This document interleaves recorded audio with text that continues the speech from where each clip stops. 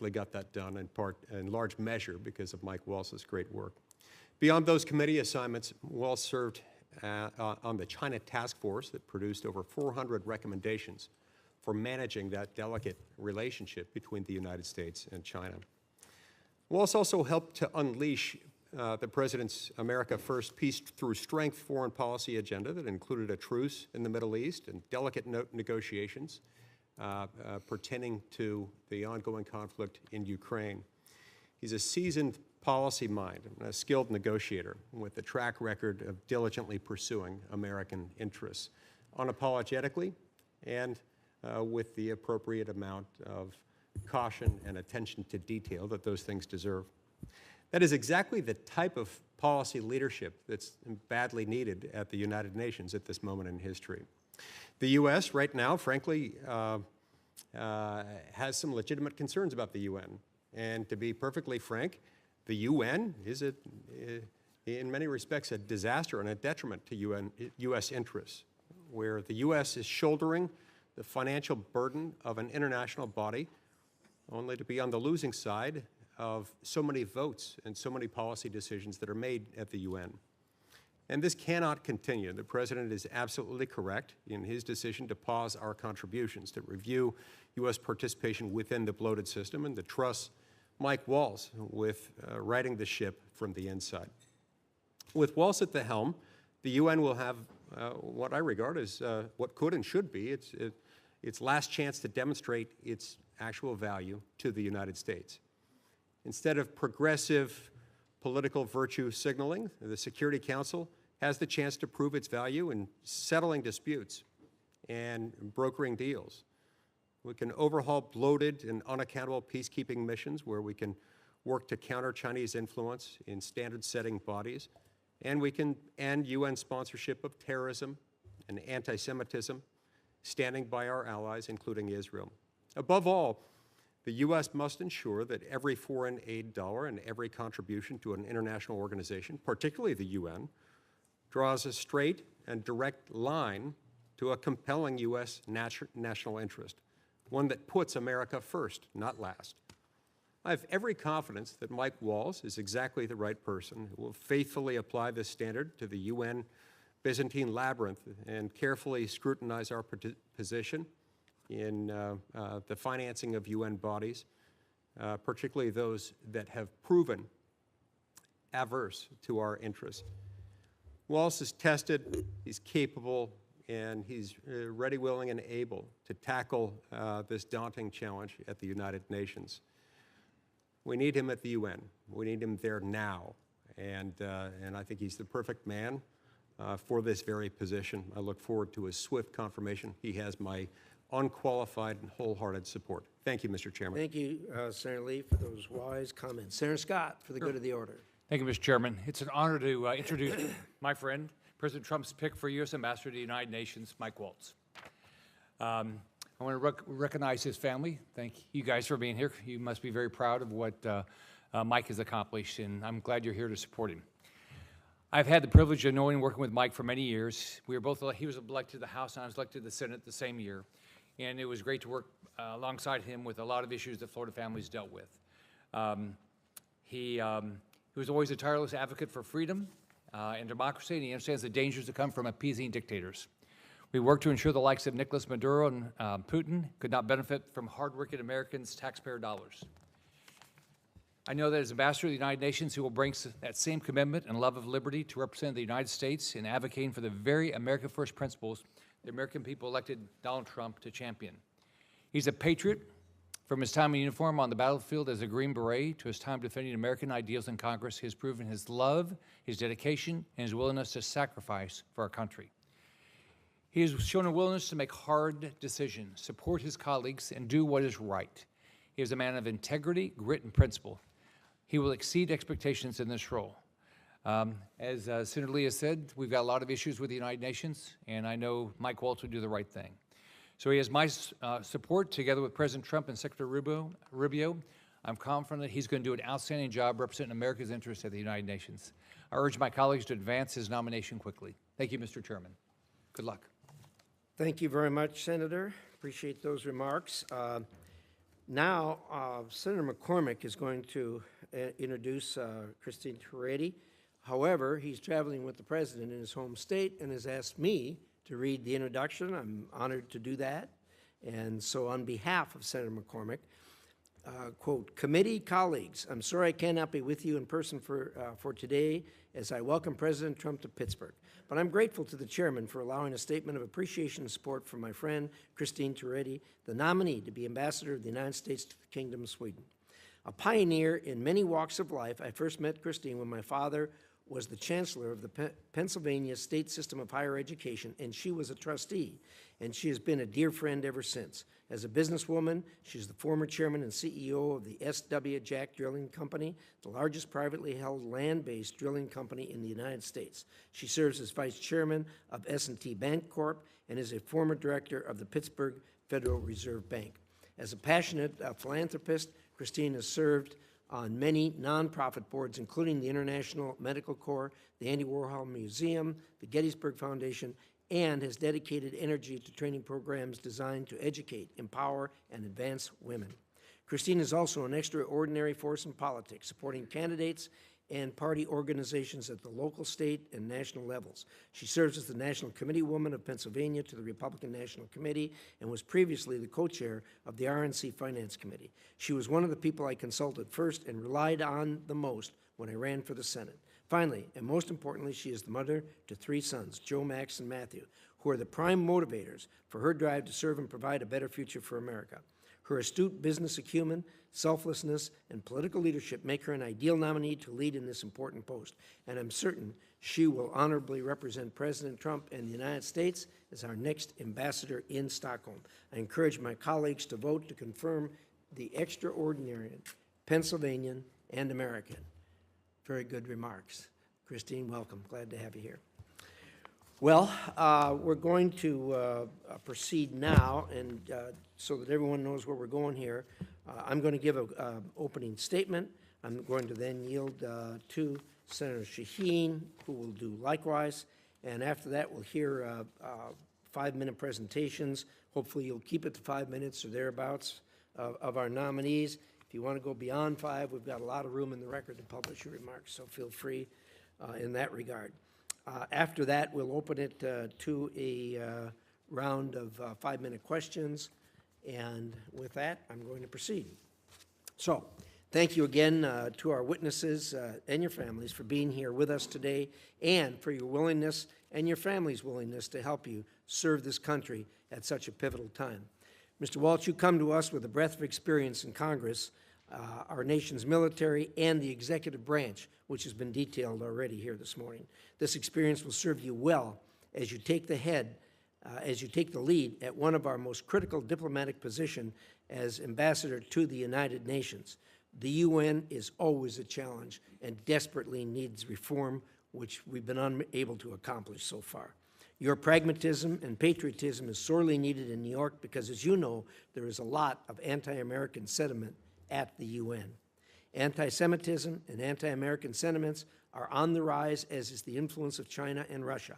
You will be integral to U.S. efforts to stand up to the authoritarian and communist axes that seek to undermine the United States and our allies, and to ensure that our partners at the UN take burden sharing seriously.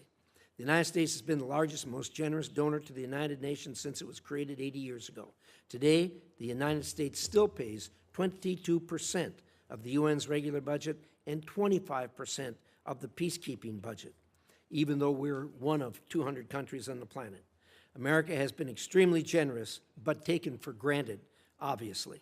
The U.S. cannot continue to accept the current inequitable financial arrangements where America pays a disproportionate amount while others benefit from contributing to their fair share to peacekeeping operation, humanitarian aid, and good governance, and many times denigrate us. We must also eliminate the waste, fraud, and abuse that are endemic to the UN system, from inflated procurement contracts and duplicative programs to the misappropriation of humanitarian funds and employment of personnel-sanctioned regimes. It's important that we get back to doing what the UN was chartered to do, and it has what everybody knows as mission creep, and it happens every year. The time has come to demand radical transparency and genuine reform that ensures every American dollar serves its intended purpose of making America stronger, safer, and more prosperous, and to return to the UN to its core and founding mandate of maintaining international peace and security. Mr. Waltz, I trust that you will work with President Trump to right the many wrongs that exist today at the United Nations. Ms. Toretti, the U.S.-Swedish relationship has been built on years of strong diplomatic engagement and security cooperation.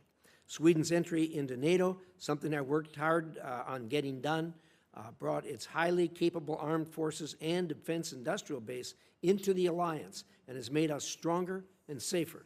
Sweden has always recognized its responsibility for its own defense, and now it is deepening its commitment to our shared security by committing to NATO's new pledge to spend 5% of its GDP on defense. It is important that we help further deepen that integration into our alliance alongside with our partners in Europe. This is a critical time as China and Russia are making designs on the Arctic and contesting areas of shared U.S.-Swedish interest.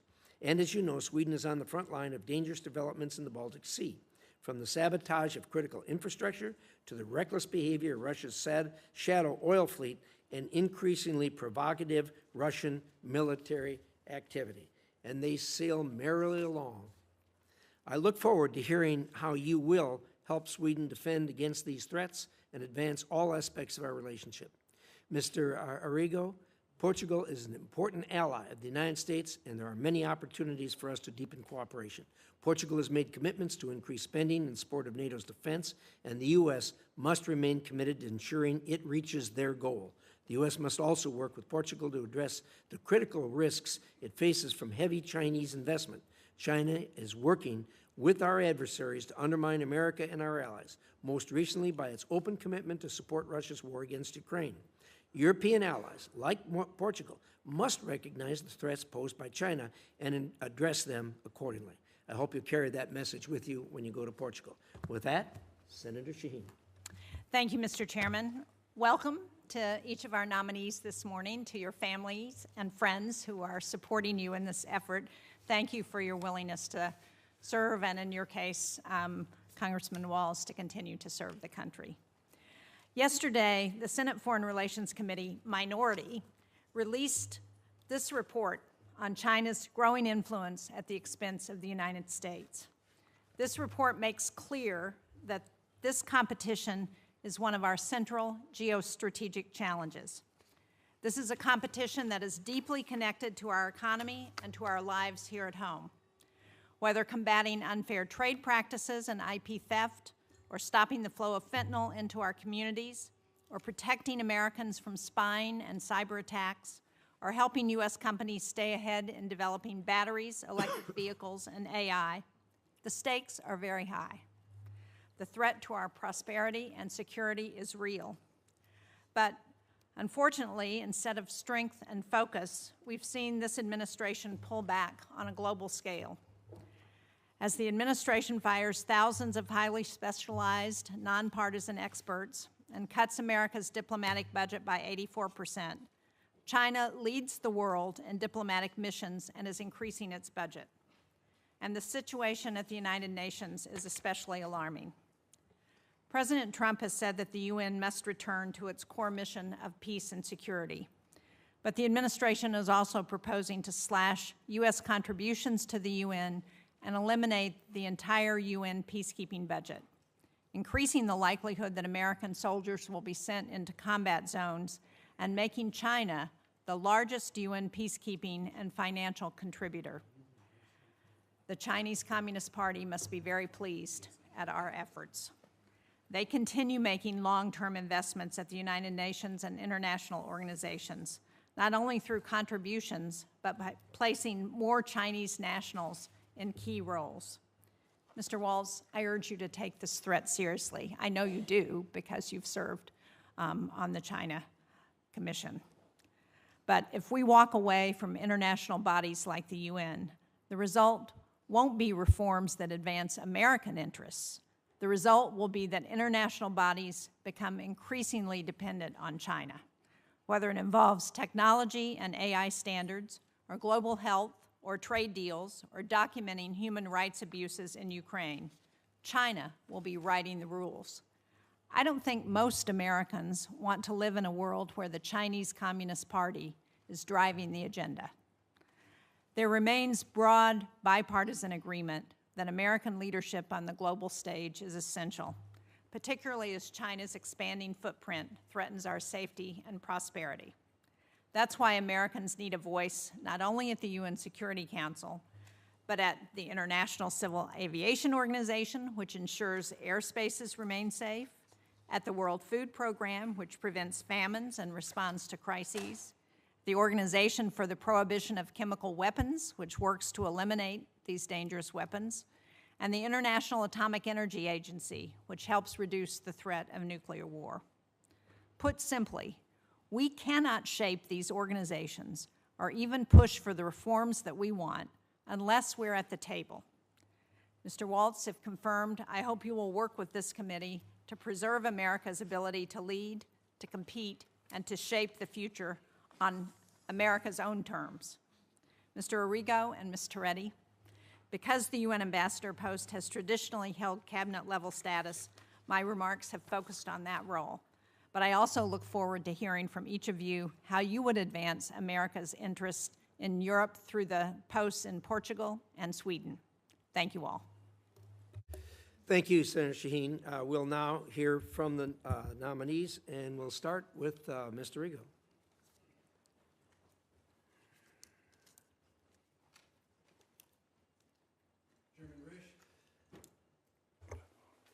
Chairman Risch, Ranking Member Shaheen, and members of the committee, thank you for the opportunity to appear before you today as President Trump's nominee to be the United States ambassador to the Portuguese Republic. I'm enormously grateful and honored by the confidence President Trump and Secretary Rubio have placed in me. I am blessed to have a wonderful and supportive family, my wife Megan, my daughters Alyssa, Angela, Amanda, my brother Jim, my sister Virginia, my nephew Freddie, and my good friend Pat, who just flew in this morning. Thank you, Senator Graham, for your gracious introduction. If confirmed, I pledge to serve my country honorably, to advance our core national interests, and to always put America first. I've been a successful entrepreneur and business leader for over 30 years.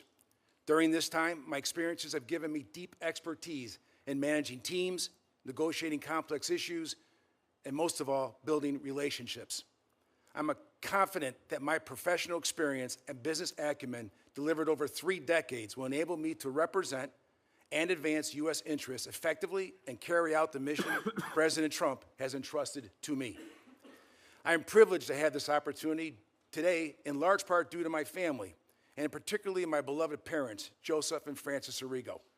My father was a visionary leader behind our family business, the Arrigo Automotive Group, which he established with my brother Jim, and that eventually became one of the top auto groups in the country. As a family business, we built our brand focused on our employees, our customer relationships, and not just a transaction, which are traits I will carry forward into this next chapter. My desire to serve as ambassador and advance our core national interests are born out of the recognition of how my family and I have been blessed by the privilege of being citizens of this great nation, and now I have the opportunity to give back to my country. If confirmed, I will use all the expertise I have developed to cultivate our relationship with Portugal and to make our nation stronger, safer, and more prosperous. Portugal is a founding member of NATO and the second country to recognize American independence.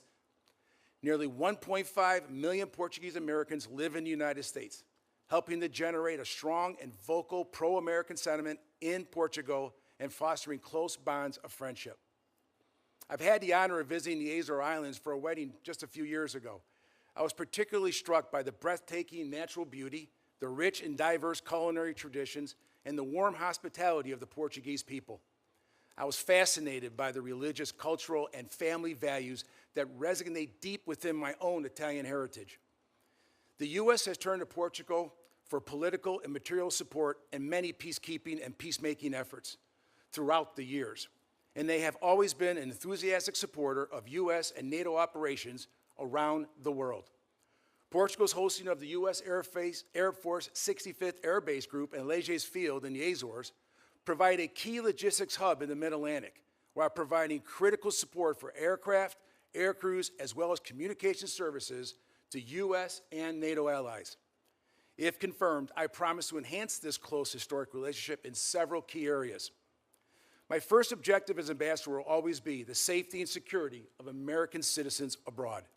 Tens of thousands of Americans call Portugal home, and 2.6 million Americans visited Portugal just last year, making the United States the third largest source of tourism in Portugal.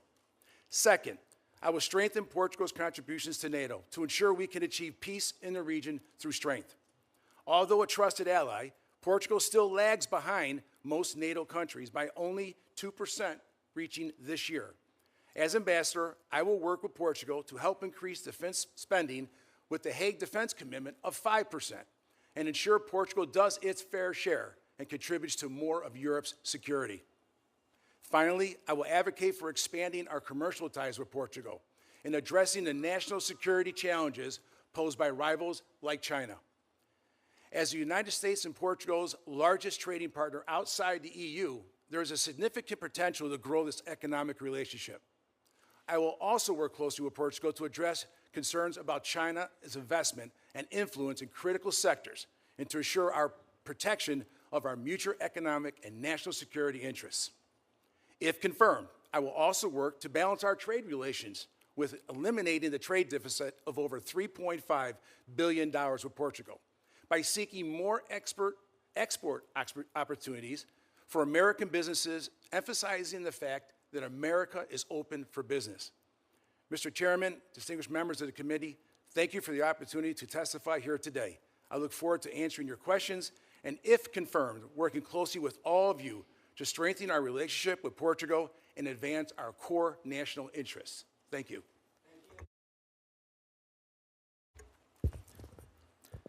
Thank you, Chairman Risch, Ranking Member Shaheen. It's my honor to be here as President Trump's nominee for the United Nations. First, I also want to thank my family, especially my wife, Julia, herself a fellow combat veteran and accomplished diplomat. And if confirmed, you will definitely get double the bang for the taxpayer's buck. I have my mother, Brenda, here, who has always been my rock and who bootstrapped her way through life. My daughter, Anderson, a rising senior at UC Boulder. And I have spared the Capitol Police, our 3-year-old son, Army, and his energy. I think they may have a hard time keeping up with him. But I also want to especially thank my fellow Green Berets, SEALs, veterans, and particularly the Gold Star families that are here today. We have had each other's backs through wars shaped by decisions made in this building. I promise to keep them and to keep all of you in mind as we support President Trump's focus on peace through strength. So our experiences obviously shape how we approach these positions. And for this one, my experience as a Green Beret serving alongside NGOs, development agencies, the UN, out in the field, in Africa and the Middle East, has certainly shaped my view. I've seen many organizations that frankly mean well, but execute poorly. Lack of coordination, bloated bureaucracies, poor contracting. I have literally seen over and over again hospitals that lack beds, schools that lack supplies, schools with supplies where they lack teachers. And by the time the aid filters through layers of subcontractors, only pennies reach those in need. As a former congressman, I bring the perspective of representing hardworking Americans, welders, nurses, teachers, small business owners. And if we were at a town hall looking at them, could we answer their questions on whether their money was being well spent? Many of them, frankly, in my former district would ask, should we be in the UN at all? Here's how I'd answer the question. I'd answer number one, with the UN's need for reform, but also its potential. We should have one place in the world where everyone can talk, where China, Russia, Europe, the developing world can come together and resolve conflicts. But after 80 years, it's drifted from its core mission of peacemaking. We must return to the UN's charter and first principles. Peacekeeping certainly has an important role, but also needs reform. The U.S. funds 25% of these efforts, yet we have missions in Africa. I've talked to a number of you about this during our visits. They cost billions, tens of thousands of soldiers. We've had two that have been around since the 1940s with no mandate renewal and no end in sight. We must press the Security Council on length, cost, clear end states, and focusing on peacekeeping, not nation building. Countering China, absolutely, Senator Shaheen, is critical. It's absurd that the world's second largest economy is treated as a developing nation in most UN agencies that gives China favorable status. China pursues its personnel or pushes its personnel into roles at all levels, including bodies that set international standards, aviation, telecommunications, IP. U.S. leadership is essential there. America must have a strong voice, and if confirmed, I'll work with Secretary Rubio to challenge this influence. We must also challenge pervasive anti-Semitism. From 2015 to 2023, the General Assembly passed 154 resolutions against Israel versus 71 against all other nations combined. UNRWA in Gaza, with its staff involved in the October 7th massacre, its schools teaching anti-Semitic hate, must be dismantled. The reappointment of Special Rapporteur Francesca Albanese, with her calls to boycott American companies doing business with Israel, highlights this bias. President Trump's executive order, Chairman Risch, your Stand With Israel Act require withholding funds from such bodies. And I fully support Representative Elise Stefanik's proposal for an Abraham Accords caucus within the UN. Regarding budget, the UN's overall revenue has quadrupled in the last 20 years, yet I would argue we have not seen a quadrupling of world peace. It has not been commensurate. The U.S. pays more than 183 countries combined. Meanwhile, 28 countries contribute just $37,000 and $5,000 to peacekeeping. The UN has ballooned to over 80 agencies with overlapping missions that waste resources, and if confirmed, I'll push for transparency, like what we're seeing in the Secretary General's UN 80 reform plan, calling for a 20% staff cut. It's worth remembering that despite the cuts, the U.S. is by far the most generous nation in the world. And finally, the UN's radical politicization. Such reports as, quote, stolen Native American land, reports and investigations, quote, called the George Floyd mechanism, labeling American police in America as systemically racist, with input from countries like Cuba and Venezuela, it's unacceptable. Mr. Chairman, Ronald Reagan once said the UN can, quote, solve problems or spread discord. He said the choice is ours.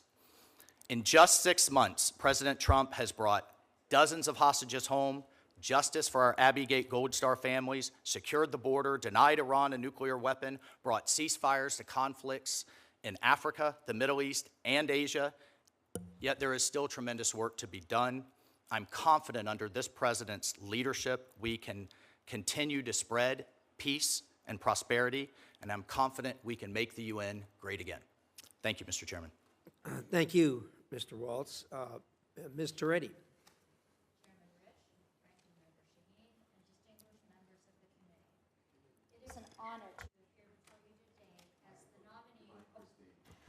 Should I start again?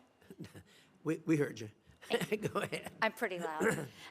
It's an honor to be here today as the nominee for ambassador to the Kingdom of Sweden.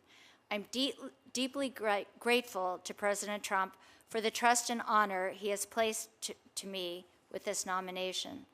I am committed to serving the United States with dedication and integrity, and I look forward to working closely with the esteemed committee to advance our nation's interest in Sweden. It is a humbling experience indeed to be nominated for a position such as this, yet I sit before you today prepared to share with you how my experiences in business, philanthropy, and public service have prepared me for this moment. Before going further, however, perhaps my greatest accomplishments are what I consider to be my greatest gifts. My sons, Joe, Max, and Matthew. I am proud of the men they have grown up to be. The three of them are my pride and joy, and my concern for their future was the primary motivation which compelled me to political activism many years ago. And I am so glad to have my son Matthew here with me today.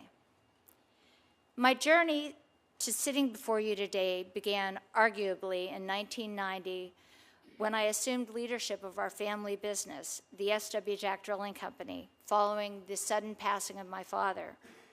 Despite what many thought of me as a young woman finding my way in a field dominated by men, I succeeded and continued to forge a career deep in leadership experience, business acumen, and volunteer service.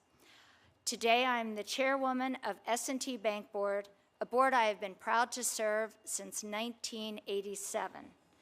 Less than 10% of publicly held companies are chaired by women, and my tenure as chair is going into its 8th year. Throughout my adult life, I have sought to bring my experience in business to support a wide range of nonprofit organizations, from supporting the creative arts as chairman of the Andy Warhol Museum, to director of the NCAA Leadership Advisory Board, to the vice chairman of the Pennsylvania State System of Higher Education. For those of you who know me, you know I care deeply about creating opportunities for women in the workplace and in the community. I am proud to have founded numerous programs that train and nurture women in the political arena. I have lived my adult life seeking to provide women opportunities to succeed, a passion which has been a defining characteristic of my adult life. As a native of rural Pennsylvania, serving my community has always remained at the forefront. I have spearheaded many economic development projects, including the construction of an Urban Outfitters distribution center in my county, and was the inspiration for the creation of an osteopathic school in the university located in my community. If confirmed, my primary goals will be to make America safer, stronger, and more prosperous. Above all, I will prioritize the safety of American citizens traveling or living in Sweden, providing them with the support and protection they deserve. I will strengthen our economic ties with Sweden and ensure that American business have the fair opportunities to thrive in the Swedish market. I will cooperate with Sweden to tackle global challenges, drawing on our respective strengths to address multifaceted threats posed by China, Iran, and others. Sweden's recent accession to the NATO alliance marked a significant milestone in European collective defense efforts. Sweden brings a wealth of defense capabilities to the table, including a robust defense industrial base that is renowned for its innovation and technological advancements. The expertise in advancing military technologies and experience operating in harsh environments will enhance our ability to respond to emerging threats. If confirmed, I will work closely with our Swedish counterparts to ensure that our defense cooperation grows even stronger.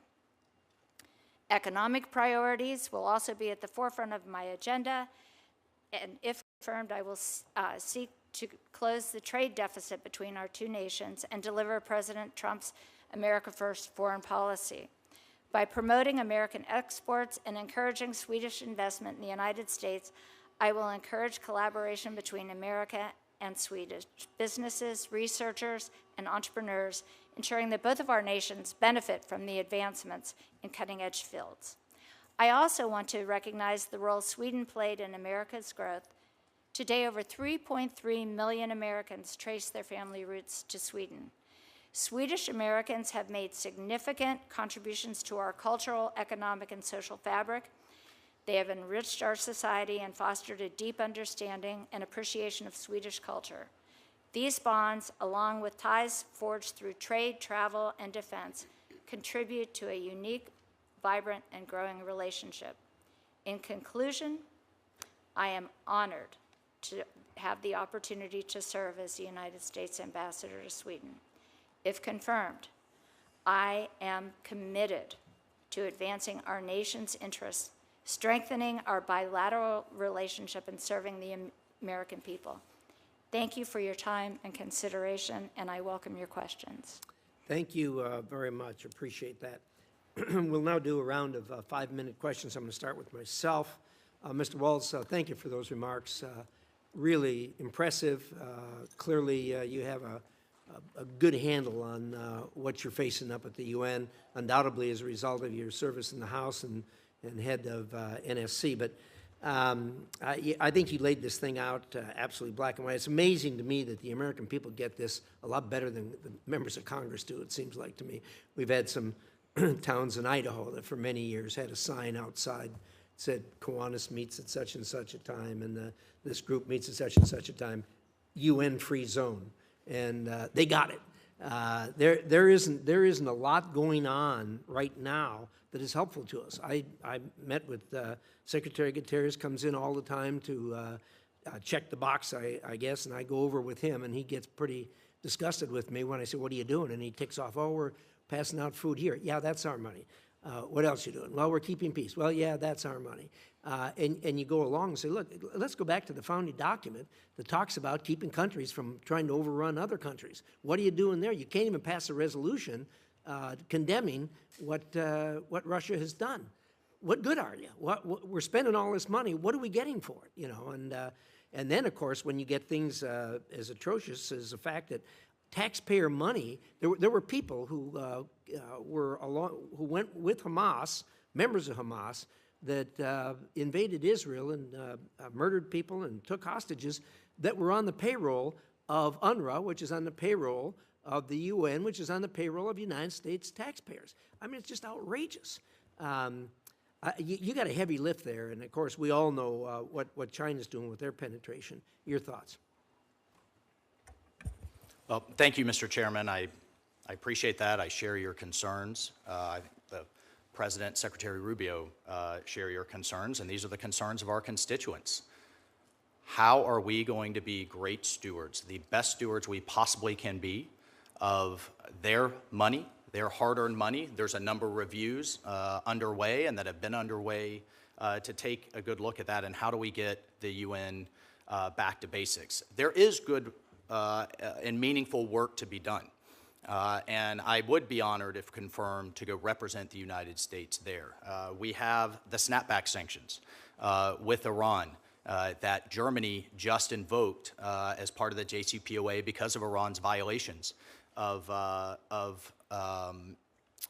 its obligations under the Nuclear Proliferation Treaty. Of course, we have the bold opening that the President announced in his trip to the Middle East and led, and the opportunity in Syria that we have to watch very closely, but we have a number of sanctions that we need to lift there in order to realize those opportunities that many in the region are looking forward to engaging on. And I have to tell you, person after person, official after official said, can we get some leadership up there to roll those sanctions back that the President has now done under his executive order, so that we can prevent Syria from devolving back into chaos. Of course, we have a number of peacekeeping missions that all too often these mandate renewals, which typically happen every year. I mentioned two that are just open-ended that have never happened.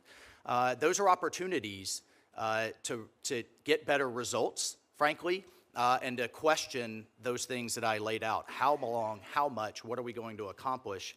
And then, of course, we have the General Assembly, the world leaders assembling this September. So if confirmed, there is a lot of work to be done. I do think there's some goodness to be done, but it must come on the back of major reform. And I've sat in many House hearings where we've talked about reform. We don't see it implemented. I think under this President's leadership and under this Secretary's leadership, it's time to get to work. Good thoughts. I have, well, Mr. Rigo, I'll take a quick run at you. You know, people in America seem to have a pretty good view of Portugal. We've had a good relationship with them. They appear to be a good friend. They got a couple of soft spots, obviously. Number one, China's got the deepest penetration of Portugal than any country in Europe. And the second thing is they can't even get to the 2%, let alone the 5% that we're demanding now. You're going to have to get them there and hopefully bring them to their senses in dealing with China. Your thoughts? Thank you very much for that very important question, and you are exactly right. They have been, over decades, they've been down at the bottom, 25 out of 32 that or lower in defense spending. It would be my job to see if we could sit down and come to the table with the military modernization that they need so desperately. The F-16 fleet is quite aging, and I think the F-35 program would be one of my top priorities. I believe if we could sit down and come to an agreement there, that would push them right to the top and then over on their way to the 5%. When it comes to China's involvement, you're right. I've noticed as a private citizen, I've done some reading where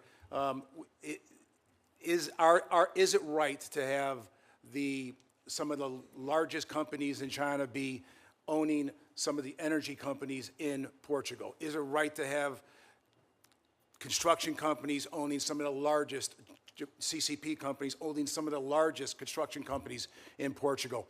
That probably would need to be discussed. So if confirmed, I would like to sit and discuss all the threats that we have between the energy sector, the construction, and the defense spending with Portugal to get them to do their fair share. Thank you. Senator Shaheen. Thank you, Mr. Chairman. Excuse me. Mr. Waltz, these last few months have illustrated how China is all too eager to take advantage of our disengagement at the UN and around the world. And while we may not all like what some UN institutions do, if we aren't at the table, we can't influence the agenda. So do you agree that if confirmed, a central responsibility of your role at the UN will be to ensure that the United States is present, able, and willing to counter the PRC's growing influence at the UN? Thank you, Senator Shaheen. I appreciate the question. I agree it's absolutely critical. And if confirmed, yes, I agree. I will take just a second to point out, under the first Trump administration, under the 2018 National Security Strategy, he really led the pivot, which I think pivoted the entire national security apparatus in Washington, D.C., away from the Middle East, away from counterterrorism, not as a zero sum, but to focus on the near-peer threat that China absolutely is. And then just in this administration, Secretary Rubio's first trip was down to Panama to address what we've all heard, hearing after hearing, encroachment on the Panama Canal, a strategic waterway. Panama is now the first Latin American country in decades to back away from the Belt and Road Initiative. The malicious behavior, but also the potential of the Chinese Communist Party, the malicious behavior, the potential of the relationship, I should say, will be top of mind for me. I know it is for the Secretary and the President. I agree with you, Congressman. That's why I find it so puzzling that there's been no coherent strategy for how to address China within this administration. There's no consistent messaging. If you look at where China is moving in, where the United States has moved out, within days of our shutting down of USAID and foreign assistance programs, China was already labeling the United States as an unreliable partner. Within months, China has moved in to so many of those foreign assistance programs that have been shut down, that had been operating for years to provide a role for the United States in so much of the world. And we have packed up our bags and gone home, and China's there. They're on the ground. And if you read the report, you will see instance after instance that questions why what we're doing makes us stronger against China and allows us to compete. So let me ask another question about the UN, because this administration has outlined a host of cuts to UN and its sub-agencies. It makes no secret of its disdain for multilateral institutions, but I haven't seen a plan from the administration on how it intends to push back against the PRC's influence. So can you describe how you think we should be doing that? Thank you, Senator Shaheen. And just a few points to address there. Number one, I look forward to reading the report and to working with you, the committee, and the team on that. I have to tell you, though, in my experience, even in the last 6 months, but even more broadly, I've seen partners in the Middle East that were heading into the PRC's orbit make it very clear that they want to work with the United States, particularly since the election of President Trump. I think the peace agreement between the DRC and Rwanda that we just saw in the Oval Office, China has had all kinds of activities across Africa, but they've also heavily polluted, bring in their own labor, often engage in certain types of corruption, is we have a race for national resources to power the economies of the future. I think that was an incredible moment. And from the president's perspective, I feel confident in saying that he sees the power of our markets, he sees the power of our economy, he sees AI and energy and other things that we need to unleash in the future. First and foremost, of course, we have to have a strong and capable military, but truly where he's seeking to win this competition, and we will win it, is through those economic endeavors. And I'll also say, to answer your question more directly with the UN, we've actually seen leadership of major agencies by the PRC go down. This was an initiative started in the first Trump administration. There's an office now in the State Department International Organizations. It's very focused on these races. They've gone from 4 to 1. But I take your point. They're also pushing their folks at the mid and lower levels, and we need to compete in that space. Well, thank you. I appreciate that. Can I just, I'm a little over time, but I'd like to hear your thoughts on what the UN's role in Syria should be as we're looking at, I think the Trump administration has taken important steps to removing barriers around the sanctions that have been a problem for Syria moving forward. So what should the UN's role be there? Thank you, Senator. It's something that Secretary Rubio in particular, but the entire administration has looked very closely at. I mean, since we had the fall of the Assad regime during the transition, I actually think it was a bit of a good news bipartisan story on how everyone worked together to make what has been a bold step in the president lifting sanctions. So to answer your question directly, first and foremost, if confirmed, is to work with our allies and partners. We have literally years and layers of sanctions that were intended for the Assad regime, counter-Iranian influence, and as the Saudis, the Emiratis, our Gulf Arab allies, the Turks in particular, under now the leadership of Ambassador Tom Barrack, I think there's tremendous opportunity there, but we have a moment. It almost reminds me of kind of the post-Libya phase, where we have a moment that we can seize, or if Syria develops chaos, I think it could pull the region with it. But right now, it's a moment of opportunity, and I hope to complement both Special Envoy Witkoff, Secretary Rubio, Ambassador Barrack, and others with our efforts up in the UN. Well, hopefully we'll do better in Syria than we did in Libya. Thank you, Mr. Chairman. Amen to that. Senator Shaheen, thank you for that. And Senator Waltz, thank you for your focus on both Syria and Lebanon are really, I think most people, if not everybody on this committee, really views that this is a critical moment and an opportunity. Obviously, there's problems. There's a history there that bears watching. But whenever we engage in these things, the people there got to want it more than we do. And we see that in dealing with both the Lebanese and the Syrians. We hope it can come to fruition. It bears watching, but we'll appreciate your strong hand on the tiller there. So with that, Senator Ricketts is yielding to Senator Hagerty for now. Thank you. Thank you, Mr. Chairman. Thank you, Senator Ricketts, for the time accommodation. And to each of you, I want to congratulate you for your nomination to represent the greatest country in the world. You're going to have a wonderful and exceptional experience should you be confirmed. No surprise, we live in a very challenging and dangerous world right now. And it's only going to be through the talents and the sacrifices of you and your families that we're going to be able to ensure America's prosperity and America's security in the world. So thank you for your willingness to serve. I'm going to turn my attention, no surprise, to you, Mr. Waltz. You're getting ready to take on a very critical role at a place that was founded on some very fundamental principles. You think about the principles of the UN and its founding: freedom, peace, human rights. Those are the founding documents. That was in the Charter of the United Nations. Today, what we see happening at the UN is far divorced from those founding principles. Instead, what we find is an overly politicized organization, one that tends to criticize and work against the interest of the United States and its allies, and frankly, one that actually supports authoritarian regimes in many cases, advancing their interest over those of the United States. As our chairman mentioned, we're the largest donor. The United States is the largest donor to the UN.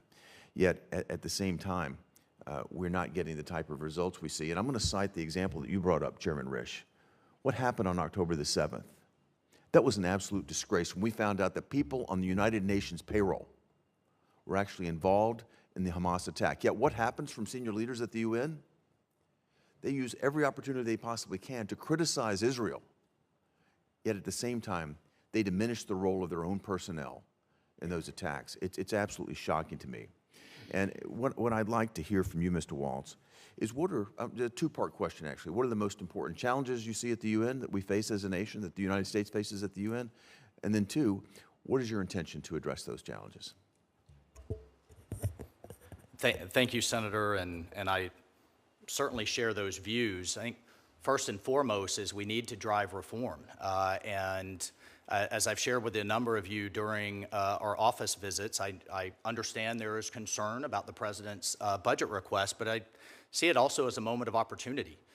If you look at when reform has actually happened, not talked about, not the rhetoric, it is when the United States has said, you know what, we need to actually see things before the U.S. taxpayer continues to write checks. We saw it in the late 1990s with, led by Senator Jesse Helms, that turned into the Helms-Biden legislation. We saw it in the early 90s, and that resulted in at least something approximating an inspector general, although I think we still need a heck of a lot more reform in that regard. So we need those reforms to continue forward. I do not think Secretary General Gutierrez would have his UN 80 plan already on the table if he didn't take President Trump very seriously and Secretary Rubio very seriously. And you know, if we're looking at cutting 20% of their staff, Senator, there's over 20,000 staff just in the Secretariat. And these are in pretty expensive places like Geneva, Vienna, Rome, New York. They need to be closer to the field, and I think they need to be a lot more efficient. And I mentioned the things that are pending in terms of Syria, Lebanon, Iran, and what have you, and certainly our counter-China efforts. Those will all be top of mind. Well, I appreciate your focus on what is obviously a bloated organization, one that's missing the mark at every turn and frankly has been misguided in so many directions. I'd like to pick up on a particular point that the ranking member raised, and that has to do with China and its malign influence there at the United Nations. What I've seen China do is essentially weaponize the UN in certain instances to be able to advance their own ambitions, to be able to do this, frankly, at the expense of United States interests. And again, I'd like to hear what your thoughts are in terms of what you might do to specifically address China's malign influence and make certain that the United States interests are held in priority. Thank you, Senator. Absolutely. I think first and foremost, as I mentioned in my opening remarks, the favoritism that the second largest economy and our competitor receives by being treated as a developing country, one, it aligns with the G77, which is a collection of countries, many of whom actually are top recipients of U.S. aid, except their voting coincidence rate with us is at the bottom. Two, for example, the World Bank classifies China as an upper middle-income country for the past 15 years. They continue to make concessionary loans to China funded by the U.S. taxpayer. That's one of a number of examples. They're pursuing an AI agenda. I don't know, I mean, we always have to keep our sovereignty in mind. I think that's a place where we can engage, and we certainly need to block and tackle in these forums. Well, we look forward to working with you, and I want to thank Senator Ricketts for allowing me to move forward in time. Thank you, Mr. Chairman. Thank you, Senator Hagerty. Senator Merkley. Well, thank you very much, Mr. Chair, and it's a pleasure to have you all here. And certainly, the United Nations is a chance to be surrounded by diplomats from other nations to enhance the conversation about challenging world circumstances. So it's a critical part of our foreign policy efforts. I wanted to mention a couple different issues. One is that Secretary Rubio, as a senator, worked together with me on the Uyghur Forced Labor Prevention Act. It has been effective unlike no other measure in the world because of a rebuttable presumption that goods made from certain parts of China are in fact made of slave labor. So we've rejected many, many products The challenge of this is that they're simply re-exported to other nations, particularly to Canada, if they're coming in on the west coast of the United States. Would you see the possibility of working with other nations to pursue a similar structure so that this effort to end the acceptability of products made with slave labor in China is thwarted on a much broader basis? Thank you for the question, Senator, and I think it's an incredibly difficult, in many ways, heartbreaking issue. A few years ago was a report coming out of a think tank in Australia that highlighted 80 international brands, many of whom are common brands that we use and purchase today, that were using slave labor from Western China. In fact, in one of our efforts, I highlighted the world's largest solar panel factory in Western China that was actually being subsidized by the U.S. taxpayer, was being subsidized in the Inflation Reduction Act. But if you followed the power lines to the factory, it was actually being powered by Russian coal in 12 coal-fired power plants producing solar panels funded or staffed with slave labor. So it's something I absolutely would look to work with you. Thank you. That's what I was looking for. I have several questions, so I wanted you were working towards a yes with great background. Thank you. Second of all, Taiwan is an area I've had a lot of concern and have been engaged in as the Democratic lead on the China Commission. We've held a lot of hearings on it. China has blocked their participation in many international organizations, including various agencies within the UN. Do you see some opportunity to press for Taiwan to have greater representation and voice on some of those UN bodies? Senator, I support, the United States supports Taiwan's meaningful participation in international organizations. As you know, we have longstanding One China policy. It's governed by the Taiwan Relations Act, the 3 communiques, and the 6 assurances.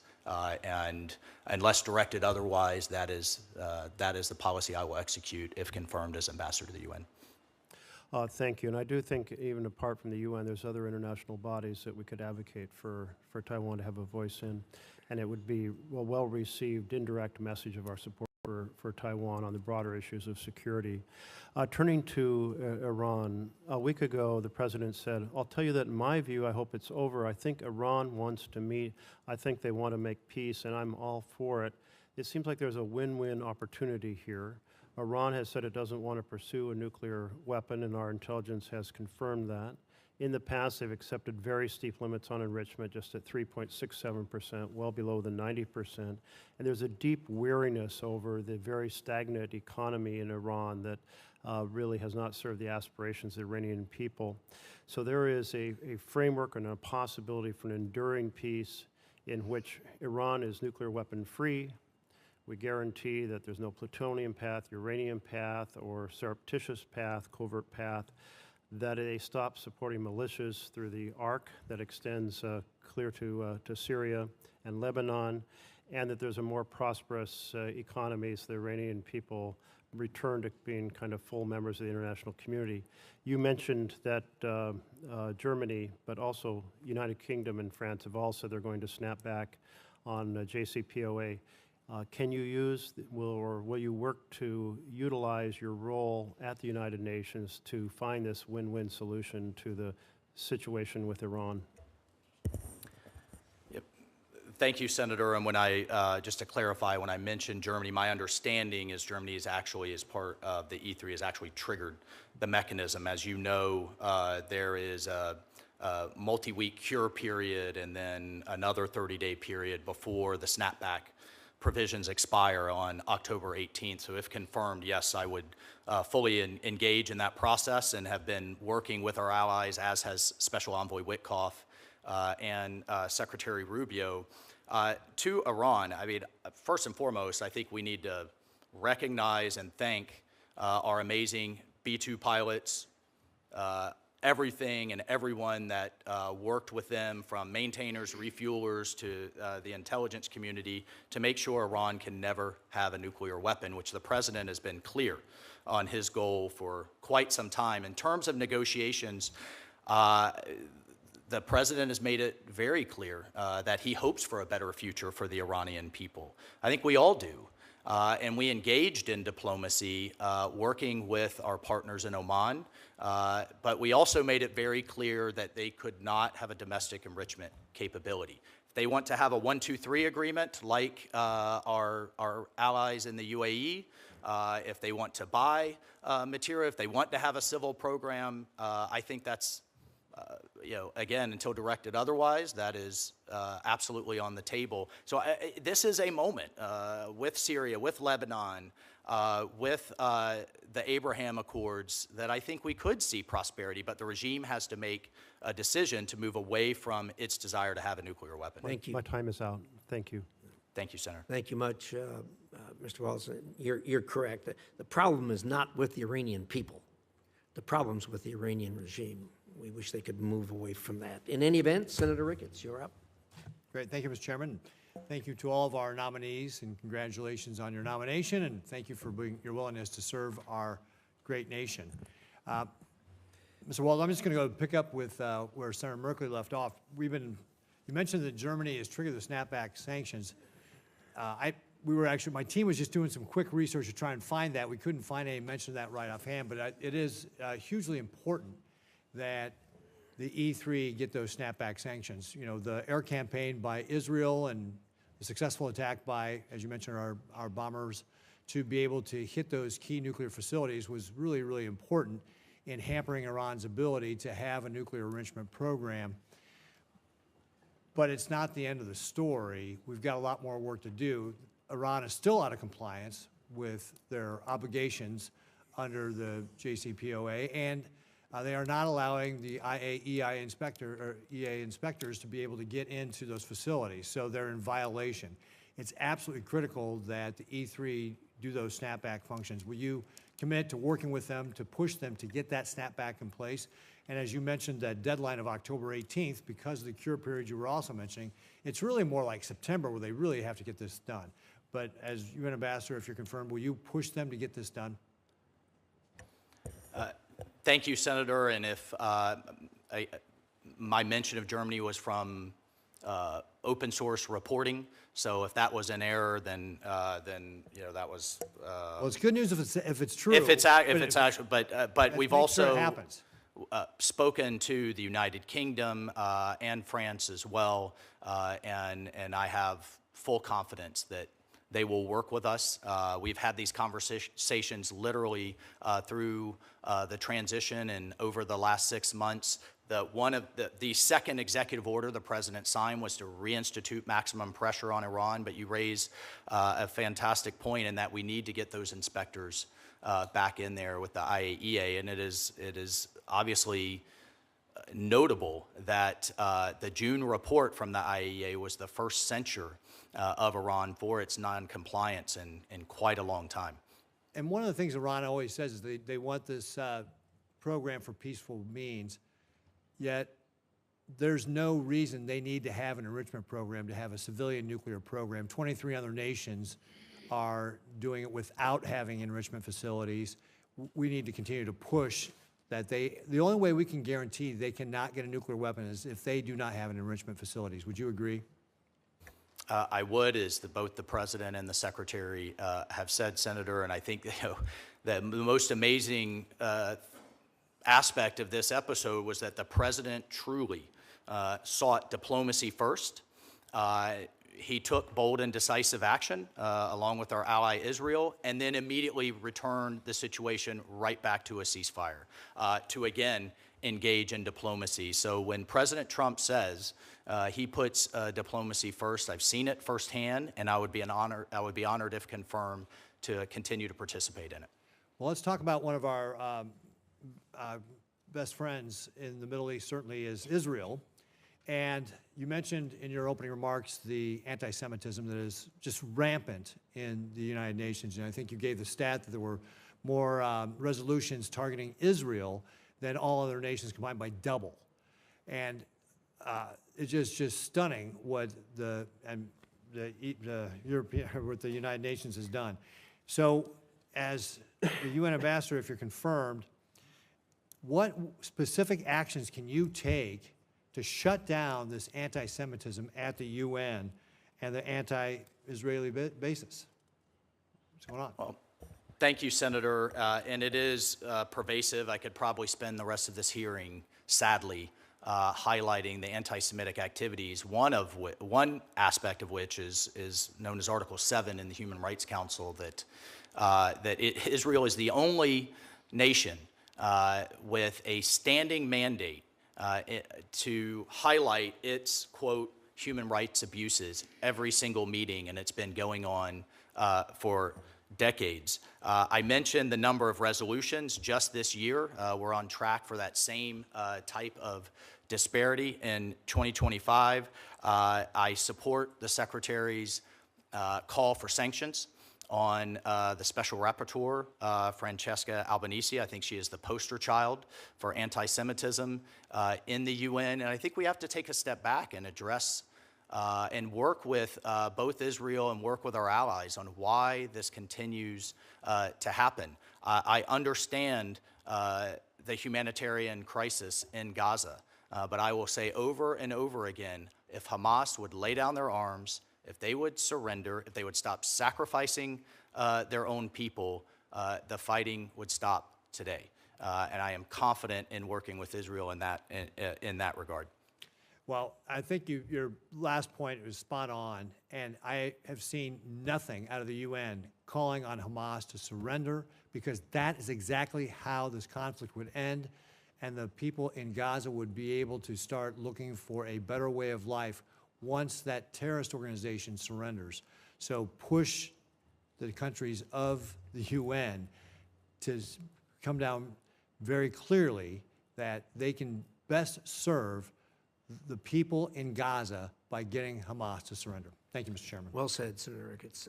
Senator Murphy. Thank you very much, Mr. Chairman. Thank you all for being here. Mr. Waltz, the UN doesn't have a conventional army. It's got peacekeepers, but there's no aircraft carriers. There's no air force. This is a place where smart power matters, right? This is a place where we invest in things like diplomacy and humanitarian aid and economic development to try to stabilize the world.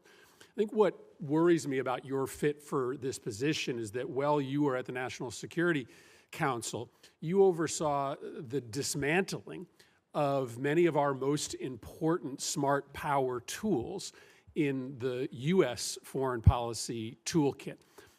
A lot of conversation has happened on this committee about what has happened to USAID, our ability to influence the world through economic development and humanitarian assistance, but not as much conversation has happened about the attempted destruction, I think led by an NSC process, of our information and media operations around the world.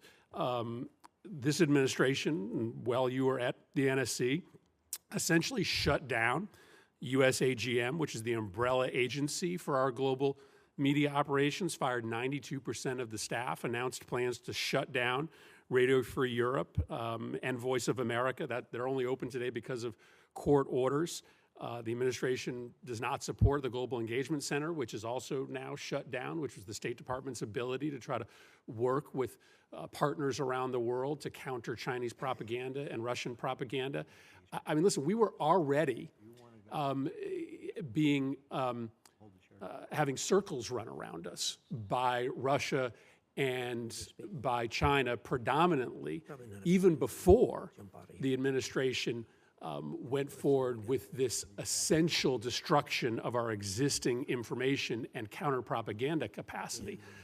So maybe just share with me, while you were National Security Advisor, why did you believe that it advanced U.S. national security interests to shut down our most important agencies that try to win the information war, which is a war that, whether we like it or not, exists in this world, and we're not fighting it today while our adversaries are? Thank you for the question, and I think we're in violent agreement that we have to win the information war. We may have a disagreement on the best way to do that.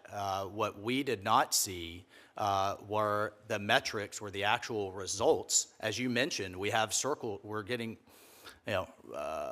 in many ways outpaced in the information space, yet for decades we've had these entities that have become expensive and have become quite bloated. I think the best way to block and tackle our adversaries abroad is through our amazing private sector, through innovation, through what we're seeing in our leadership role in AI and in other spaces.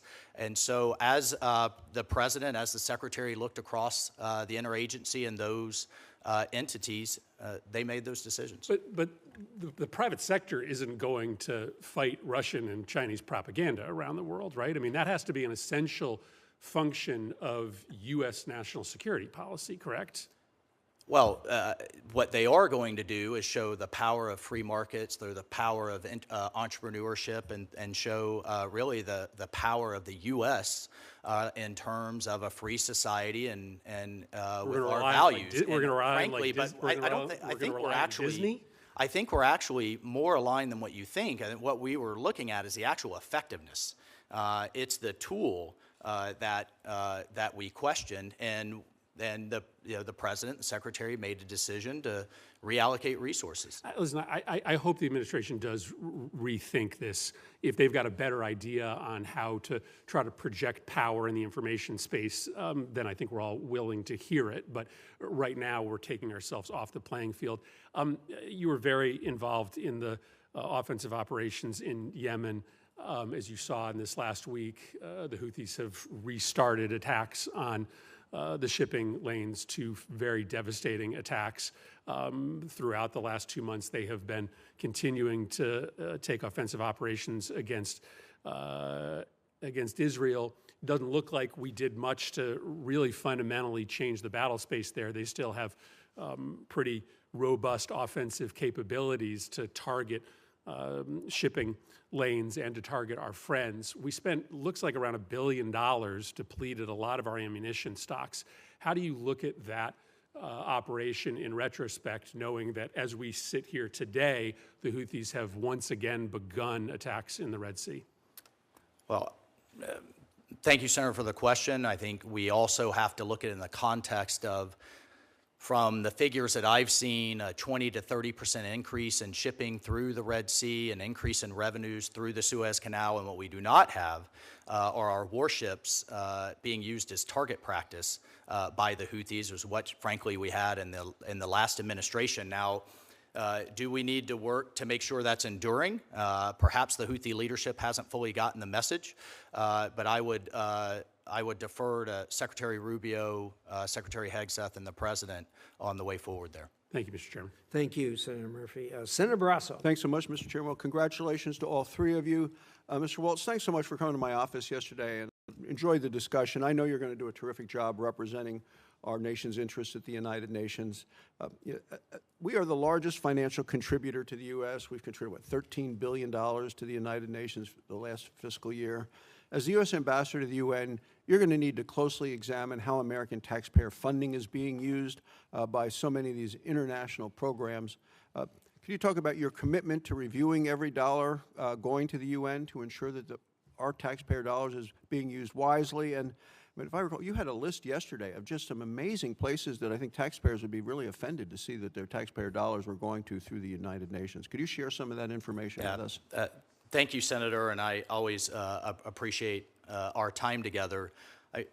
One of the kind of the main thrusts of the UN, particularly over the last, I'd say, couple of decades, has been on climate and focus on climate change and a number of initiatives. And setting aside the debate on climate, if you just look at the organizations, amongst the 80 various specialized agencies, core programs, and funds, you have the UN Environment Program, the UN Convention to Combat Desertification, the International Union for Conservation of Nature, the Secretariat of the Pacific Regional Environmental Program, the Global Environment Facility, the Commission for Environmental Cooperation, the Montreal Protocol, and then you have other agencies like the Global Fund for HIV, Tuberculosis, and Malaria. Okay, but it has as its core mission, one of its core missions, not necessarily those things, but climate change is the largest global health challenge in the 21st century.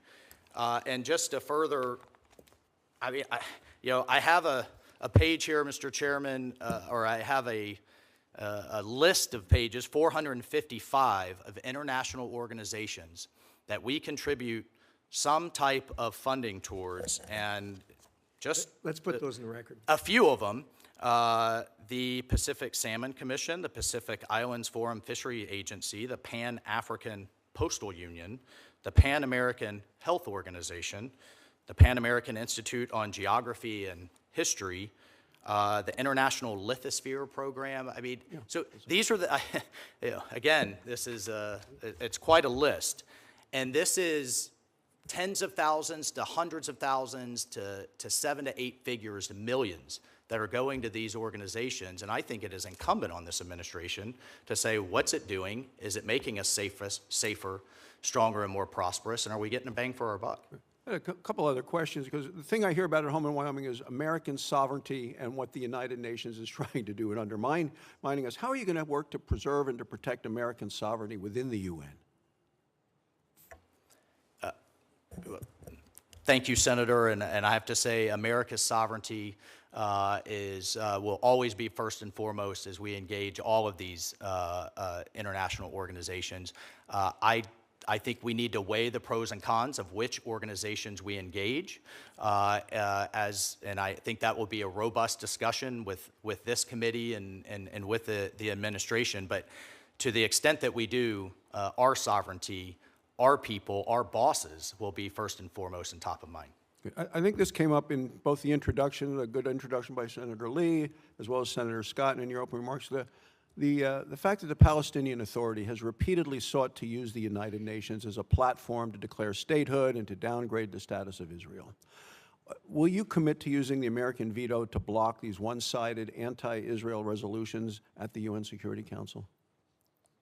Thank you, Senator. Of course, I will work closely with the President and the Secretary on those votes, but yes, I'll make that commitment. Do you have any specific measures that you believe should be taken to address the bias against Israel within the UN, and how do we advocate for those changes?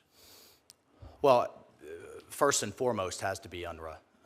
It simply not only needs to be defunded, which the President has put in place with his executive order, but it should be dismantled, and we can have a conversation on who and what can take up those humanitarian roles, but it certainly should not be UNRWA. And then in terms of the selecting a new Secretary General after this term expires, is that something I imagine you'd be very much involved in and perhaps could use some of those same plans in terms of what we need to do there? So the Secretary General's term will expire at the end of next year. My understanding is kind of the race, so to speak, and the campaigning for that will start this fall, and I'll certainly commit to work with you and others to make sure that we have someone in line with our interests. So, Mr. Chairman, I'd suggest that make sure we have somebody representing the United States at the UN with this nominee by that time, with that all those activities begin. Good suggestion. Thank you. Thank you, Mr. Chairman. Thank you. Senator Coons. Thank you, Mr. Chairman. Thank you to all of the nominees, your families, your willingness to serve our nation. And if I might, Mr. Waltz, or forgive me, Colonel, Congressman Waltz, my thanks to you and to your wife, Julia, who's also served our nation, as you mentioned in introduction, in combat, and to your family.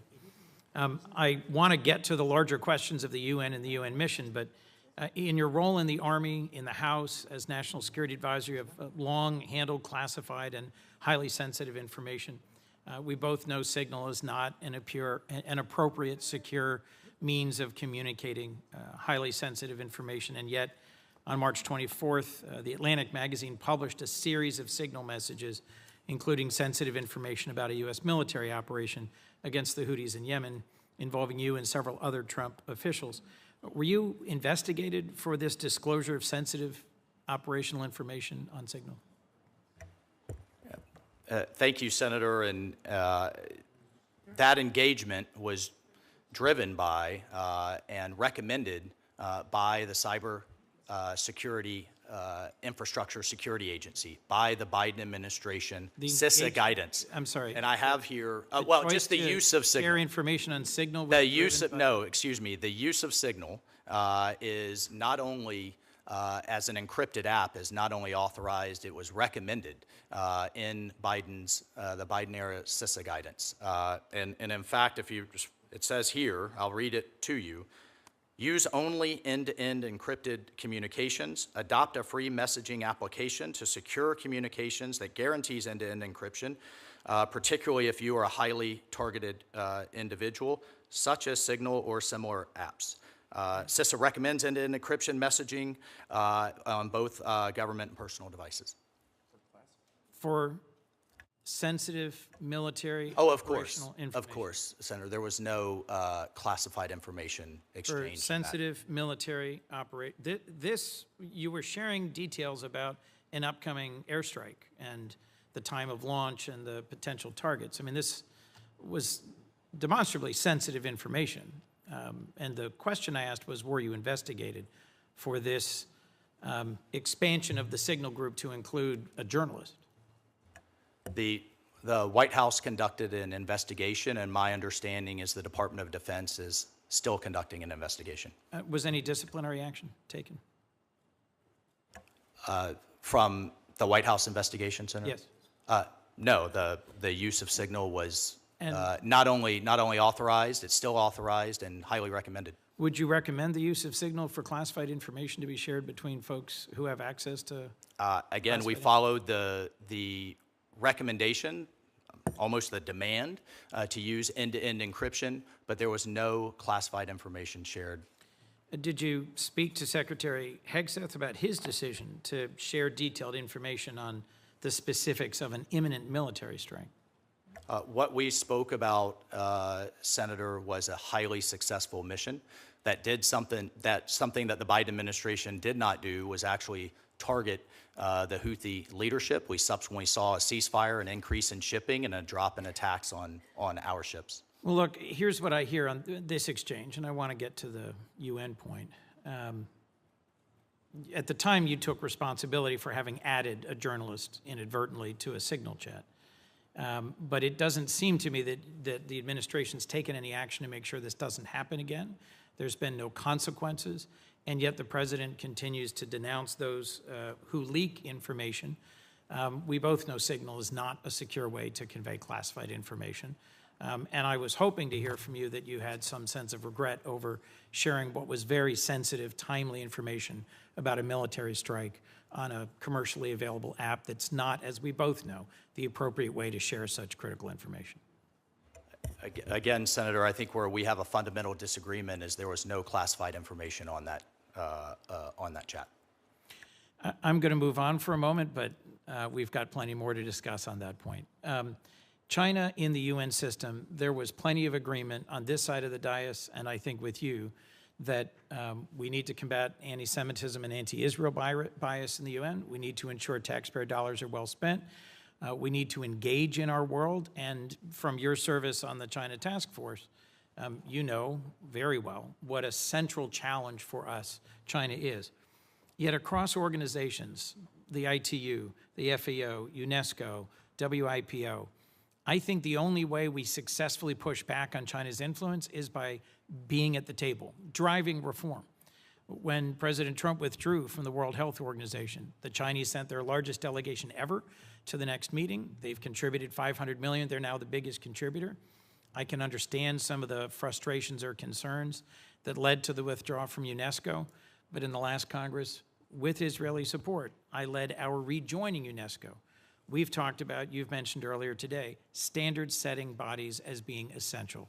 How do you balance a budget request that dramatically reduces our contributions to the UN with needing to be at the table to fight for the standards, whether it's telecommunications, civil aviation, intellectual property? You just waved, here's this great big list of organizations. Many of them do critical things. How are you going to strike that balance appropriately, sir? Thank you, Senator, and it was good to discuss this with you. I will point out in the President's budget request there is funding for IAEA, for the International Civil Aviation Organization, for the Organization Prohibition of Chemical Weapons, for the ITU, for the IMO and Maritime, and so I look forward to working with you and working with this committee on how we make those decisions of where we engage and then how we engage. But I think we're in violent agreement that we have to block and tackle Chinese influence. Would you pledge to not support just unilateral withdrawal from these organizations? I will certainly support and follow the Secretary and the President's guidance as we weigh that engagement through these reviews. Thank you. Thank you, sir. Senator Lee. Thank you, Mr. Chairman. Mr. Waltz, I'd like to start with you, and if it's all right, I'd like to start by going a little deeper into something related to what Senator Barrasso asked you a moment ago. Membership of the UN's 3-member Board of Auditors is currently shared by 3 countries, China, France, and Brazil. Now, this is a body that's appointed by the UN General Assembly, of course, and it's tasked with generating accurate accounts of UN funds and UN programs, where the money's going and so forth. But an audit is, of course, by definition, it's only as reliable as its auditor. And the UN's current Board of Auditors not only gives China a seat at the table, but it actually names China as the lead auditor for organizations, including UNRWA, which had terrorists on its payroll, at least through 2023. Some would say longer than that. The environmental program, despite the fact that the environmental program has been exploiting the developing country status to access environmental-related financial assistance for a number of countries, including some that arguably don't deserve that designation. And the UN headquarters, which, as we all know, is based in New York. So my first question to you is, how can we comfortably fund these UN entities, knowing that at some point in the process, our dollars will become commingled into these international accounts, accounts that many of our strategic competitors and right now our pacing threat may be in charge of auditing? How do we deal with that? Thank you, Senator Lee, and again, thank you for the kind introduction earlier. I share the concern. If, again, as I take as a first principle, sitting down with my, firefighters, welders, and small business owners and saying, look them in the eye and saying, I know exactly where your dollar's going and it's being well spent. I don't think we could say that at this point. And if it's, it's one thing for it to come out of their hands into the federal government, then it goes from the federal government over to a multinational entity. Then it goes down to an agency, 15 of whom have their own separate boards and separate agendas. And then I know something that's important to the chairman and a number of you, then it gets, in some cases, commingled with other international, like the African Union. Of course, we don't know exactly where it's going. I pointed out earlier, in the early 90s, actually in the Clinton administration, some folks in this body said enough is enough, and we got the closest thing we have, the Office of Internal Oversight and Investigation. It's the closest thing that there is to an IG, right, but it still reports to itself. It's not truly independent, and it's not necessarily just on the money side.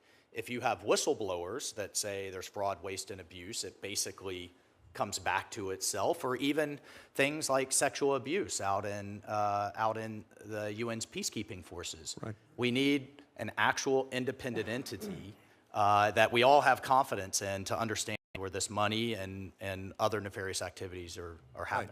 Right. And then it becomes sort of like a self-licking ice cream cone. The self-auditing rogue actor within the UN is not necessarily one to be trusted. The UN's budget has gone from $15 billion to $65 billion in the last 20 years, and I don't think we're getting the commensurate return on our dollar. Now oftentimes the U.S. has, or at times when the U.S. has considered UN reforms, the conversation is centered on problematic entities and U.S. contributions, which are necessary factors, but don't necessarily capture the full universe of options available to us that translate into leverage and influence at the UN. Decades ago, at the direction of Congress, the State Department started producing an annual report on UN voting practices. This has occurred since 1983, so about 42 years. This has been going on. The report demonstrates that, candidly, the U.S. is outvoted in the vast majority of cases at the UN. It's just how it turns out. Now, despite having this report, at our disposal successive administrations, administration after administration since we've had this report. They have yet to draw much of a correlation between voting coincidences at the UN and the provision of U.S. foreign aid, with the U.S. consistently providing aid to countries who actively and routinely, almost as a matter of course, oppose U.S. positions at the UN. So as the current administration carries out this much needed, very much welcome, long overdue review of U.S. foreign aid so as to recalibrate our aid to our interests, should voting patterns at the UN be used as something of a metric to take into account and to determine and qualify U.S. foreign aid recipients? Senator, I think it's a fantastic point. It absolutely should be. I'll commit to work with this committee, with the Secretary, to put mechanisms in place that it is. But to your point, if you look at the aid, by the figures I've seen, over $100 billion have gone through UN entities into Africa, and we're looking at between a 29 and 32% voting coincidence rate. So we actually have the highest, the continent with the highest recipient of American workers' money siding with us by far the least. It is completely inverted, and I commit to you to work very hard to use the leverage that only this president could use to reverse that trend. Thank you so much. Thank you, Mr. Chairman. Senator Kane. Thank you, Senator Ricketts, and congratulations to the nominees, and I especially want to shout out a VMI grad, Congressman Waltz. I want to follow up on Senator Coons' questions on the use of signal, just to make sure we're all on the same wavelength here. Signal is used.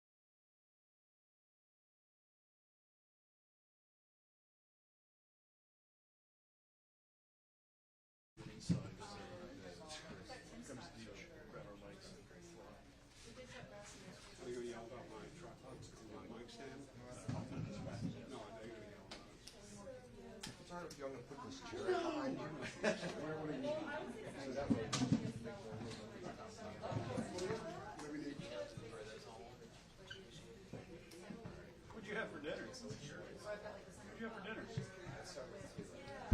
We've all been there. I had a dream about that. It's here. Cheesesteak? Sorry. Oh, Indian food. Yeah, no good. Indian food. 11 o'clock at night after that. Oh, you had dinner at 11 o'clock? Indian food. That was a good choice. What are you, making good choices. Where do we go? We really need to. You want the glory of here? You want me to shoot it? I don't care. You want to catch up on files and other stuff? Yeah. Go do that. I'll hang out. Hey, did you see that? Well, I just got that